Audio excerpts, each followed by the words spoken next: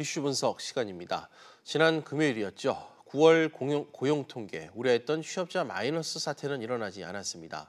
8월 증가폭이 고작 3천 명이었으니까 그때보다는 상대적으로 나은 숫자라고 할 수 있겠지만 고용 쇼크가 끝났다고 보기엔 아직 힘든 상황입니다. 이와 관련해 한국경제연구원 조경엽 경제연구실장과 이야기 나눠보겠습니다. 실장님 어서 오십시오. 예, 안녕하십니까. 네.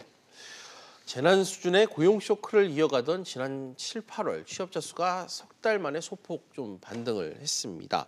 일단 어떻게 판단하고 계시죠?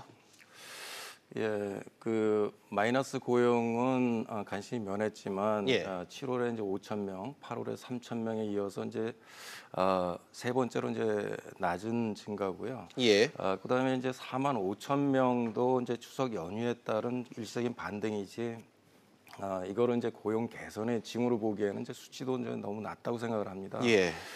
제조업에서 이제 취업자 감소폭이 4만 2천 명 감소했는데 8월에 비해서 이제 감소폭이 줄기는 했지만 여전히 제조업에서 이제 취업자 수가 감소를 하고 있고, 그다음에 이제 도소매나 이제 음식 숙박업, 시설 관리업 등 이제 최저임금에 영향을 받는 업종들의 일자리가 이제 감소를 하고, 반면에 정부 주도의 이제 공공부문 일자리가 이제 늘어나는 이런 패턴은 계속해서 이어지고 있습니다. 예.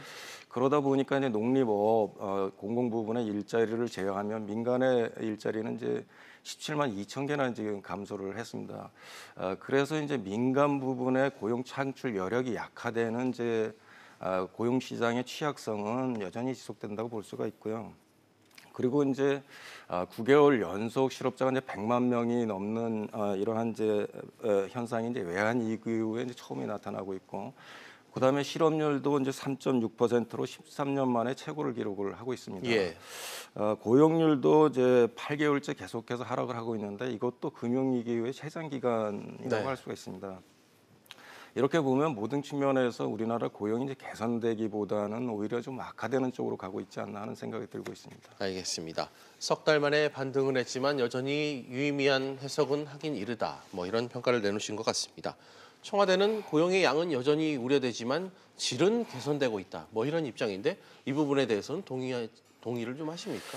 저 그렇게 보기 힘든데요. 정부는 이제 상용 근로자 수가 증가하고 고용이 있는 자영업자 수가 이제 증가하기 때문에 고용의 질이 이제 개선이 되겠다, 네. 이렇게 얘기를 하는데, 따지고 보면 이것도 사실과 좀 거리가 있는 것 같습니다. 상용 근로자 수가 이제 33만 명 증가했는데 이명박 박근혜 정부 때도 40 내지 50만 명씩 증가했기 때문에 이제 이게 현 정부 들어서 특이한 현상이라고 할 수도 없고, 예. 시간대로 보면 36시간 미만 근로자들가 44만 명 늘어나고, 예. 반면에 이제 36시간 이상 취업자 수는 39만 8천 명이 감소를 했습니다. 이와 같은 이제 늘어난 상용자 수의 상당수가 36시간 미만 근로자이고, 이것도 기업이 자발적으로 늘린 것이 아니라 공공 부분에서 이제 대부분이 늘어난 일자리이기 때문에 이걸 가지고 이제 고용이 질이 개선이 되었다고 말하기는 좀 거리가 있는 것 같고요. 예.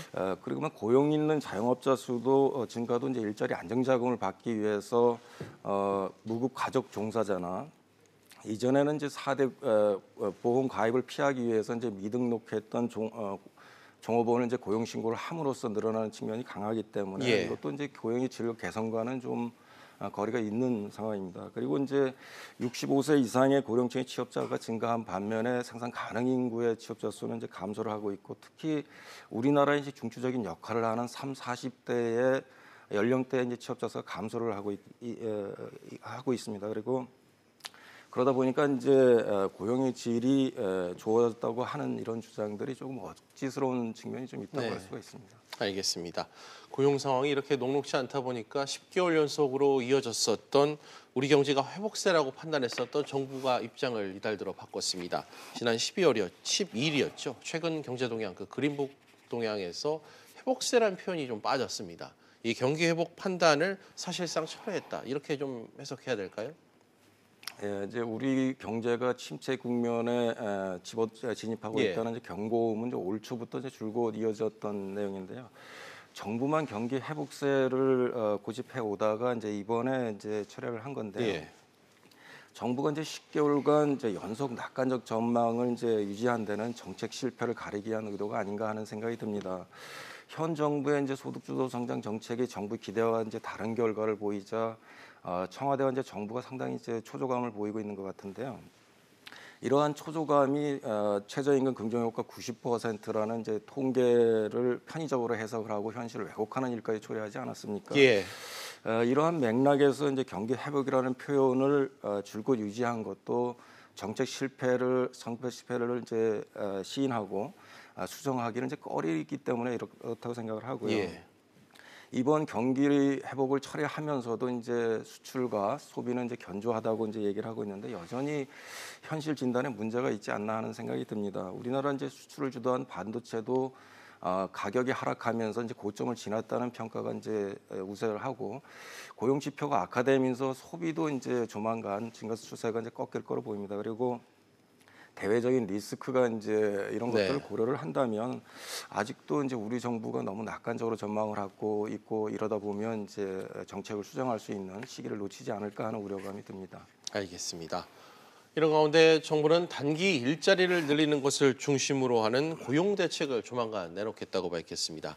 지난주 금요일이었죠. 그 내용이 좀 일부가 공개가 됐는데 벌써부터 논란이 상당히 거셉니다.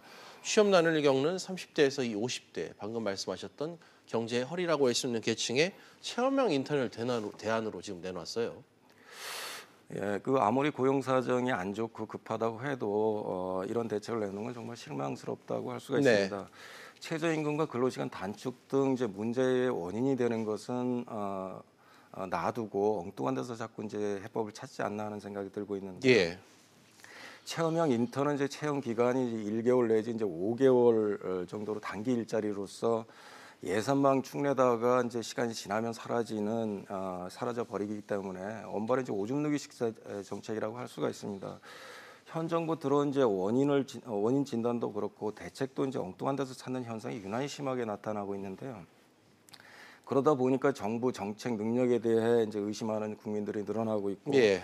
고용 통계를 분식하려는 이제 꼼수가 아니냐 하는 이런 이제 비판도 나오고 있습니다. 네. 대통령께서 좋은 일자리는 기업이 만든다고 말씀하신 지가 엊그제인데 이런 식으로 하면 대통령 말씀 따로 정부 정책 따로라는 이제 비판을 피하기가 어려울 것 같아요. 지금까지 54조 원을 달하는 예산을 투입하고도 이제 고용 창사와 같은 이러한 현상이 8개월째 지속되고 있는데 여기서 이제 교훈을 얻지 못하고 이와 같은 이제 땜질식 정책에 이제 집착을 한다면 예. 고용 사정이 나아지긴 좀 어려울 거로 보입니다. 알겠습니다. 국민들이 체감할 정도로 고용 상황이 개선되는 것 좀 언제쯤으로 예상해야 될지 좀 의문입니다. 어떻게 보십니까? 예, 고용 사정이 이제 6월이면 좋아진다 그랬다가 이제 12월로 연기하고 다시 이제 그 내년 초 중반으로 이제 연기를 하지 않았습니까? 근데 특별한 이제 호재가 없다면 이제 고용 사정이 나아진 시점은 이거보다 훨씬 더 늦어질 거로 네. 예상이 되고 있는데요. 고용 개선 시점을 정부가 예상했던 이제 내년 초 중반으로 이제 맞추기 위해서 이와 같은 이제 단기 일자리들을 이제 계속해서 만들려고 하는 것 같은데요. 네. 정부는 이제 동절기에는 이제 다른 계절에 비해서 한 82만 개 취업자 수가 이제 줄어들기 때문에 단기 일자리를 만들어야 된다 이렇게 얘기하면서 여기서 이제 그 어떤 단기 일자리를 만드는 명분을 찾고 있는 것 같습니다. 그런데 이제 동절기 12월에서 이제 2월까지의 취업자 네네. 증감을 보면 대략 지난 과거에는 이제 한 30만 개씩 이렇게 이제 일자리가 늘어나왔습니다. 그래서 정부가 이제 동절기를 명분으로 해서 이제 일자리를 창출을 한다는 것도 이제 설득력이 좀 약하고 또한 그 효과도 좀 그렇게 크지 않을 것 같은데요. 정부가 이제 임시 방편으로 일자리를 만든다면 통계적으로 이제 고용이 마이너스로 가는 것은 네. 일정 기간 이제 막을 수 있겠지만 이것은 이제 통계적 착시로 이제 미래는 더 큰 고용 이제 절벽에 부딪힐 수 있기 때문에 좀 주의를 해야 된다고 생각합니다. 알겠습니다. 마지막으로 우리 경제 지금 계속해서 첩첩산중입니다. 고용 위기가 장기화하면서 경제 활력마저 둔화시키고 있고 여기에 대외 여건마저 좋지 않습니다. 미중 무역 전쟁으로 인한 글로벌 금융 분할이 지금 확산되는 등 대외 리스크마저 지금 이렇게 겹친 상황인데 돌파구를 찾기가 상당히 좀 어려울 것 같아요.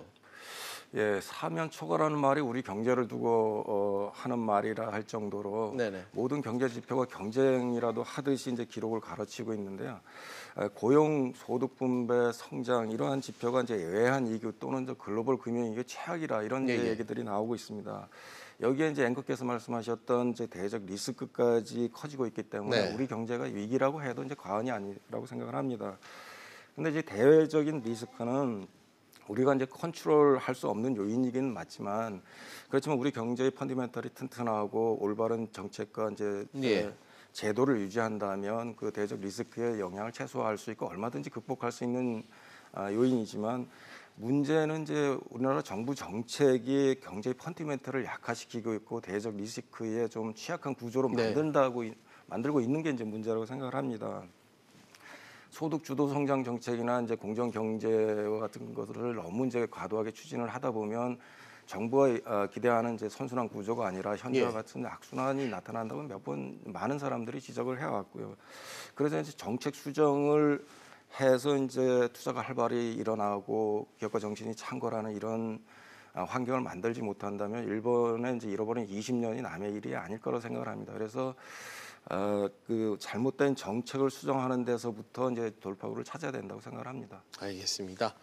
지금까지 한국경제연구원 조경엽 경제연구실장과 이야기 나눠봤습니다. 시장 오늘 말씀 고맙습니다. 네, 감사합니다.